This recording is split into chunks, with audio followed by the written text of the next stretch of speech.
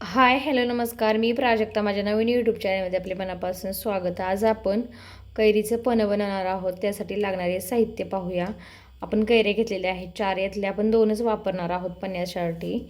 त्यासाठी आपण गूळ वापरणार आहोत. आपण अर्धी वाटी गूळ घेतलेला आहे किसून. त्यासाठी वेलची घेतलेली आहे 3, 1 चमचा जिरं, चवीनुसार मीठ. आता आपण रेसिपीला सुरुवात करूया. सुरुवातीला आपण हे आंबे आहे ते आंबे कट करून घेणार आहोत. त्याचा आपण देठाकडचा भाग आहे तो कट करून घेणार आहोत. कट करून त्याचं जास्त प्रमाणात आपण काढून घेणार आहोत आणि कट करून झाले की आपण ते स्वच्छ धुवून घेणार आहोत. आपण पन्हं बनवण्यासाठी 2 आंबे वापरणार आहोत. त्याच्यासाठी आपण दोन्ही आंबे त्याचे देठाकडच्या साईडचा भाग आपण कट करून घेऊया आणि स्वच्छ धुवून आपण ते कुकरमध्ये आपण कुकर घेतलेला आहे त्या कुकरमध्ये ते आंबे घालून घेणार आहोत आणि आपण अर्धा ग्लास पाणी घालणार आहोत आणि छान झाकण लावून आपण त्याच्या 7 ते 8 शिट्ट्या करून घेणार आहोत. आपण शिट्ट्या झाल्यानंतर पाहूया. आपल्या छान अशा आंबे उकडून झालेले आहेत. आपण ते काढून घेऊया. आता आपले आंबे थंड करण्यासाठी ठेवणार आहोत. आपण आंबे आता प्लेटमध्ये काढून घेऊया आणि हे आंबे आपण फॅनखाली थंड करण्यासाठी ठेवणार आहोत. त्याचा आपल्याला पल्प बनवायचा आहे काढून. त्याच्यासाठी आपण हे आंबे थंड करायला ठेवूया. आता आपले आंबे थंड झालेले आहेत. आपण त्याच्या साल काढून घेणार आहोत हलक्या हाताने.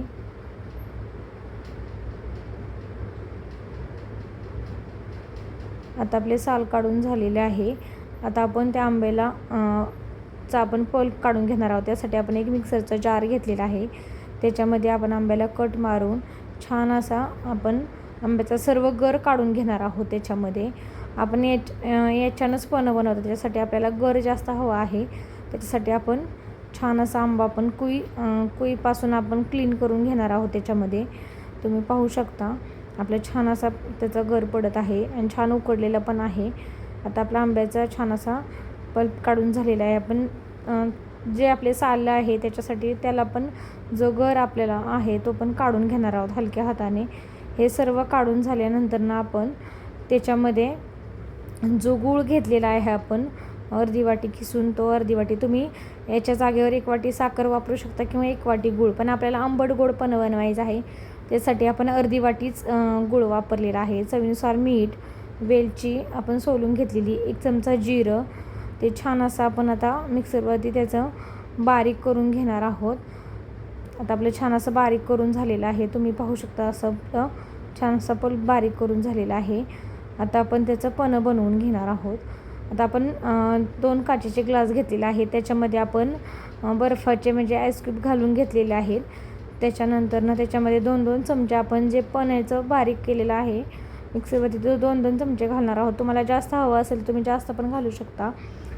आपण त्याच्यामध्ये 2-2 चमचे घातलेले आहे. त्याच्यानंतर थंड पाणी घेतलेलं आहे. आपण ते थंड पाणी घालून घेणार आहोत छान असं आणि छान असं चमच्या साहाय्याने मिक्स करून आपण 2 ते 3 मिनिट हे सर्व मिश्रण मिक्स करून घेणार आहोत. आणि उन्हाळ्यासाठी आपलं थंडगार पन्हं तयार झालेलं आहे. आपण दोन्ही ग्लासमध्ये छान मिक्स करून घ्या. तुम्हाला आवडत असेल तर तुम्ही त्याच्यामध्ये काळी मिरी पूड पण वापरू शकता. आता छान असं मिक्स करून झालेलं आहे आपलं. आता आपलं कैरीचं पन्हं बनवून तयार झालेलं आहे. खूप सिंपल आणि सोपी रेसिपी आहे. तुम्हाला जर हा व्हिडिओ आवडला तर नक्की लाईक करा, शेअर करा आणि सबस्क्राईब करा.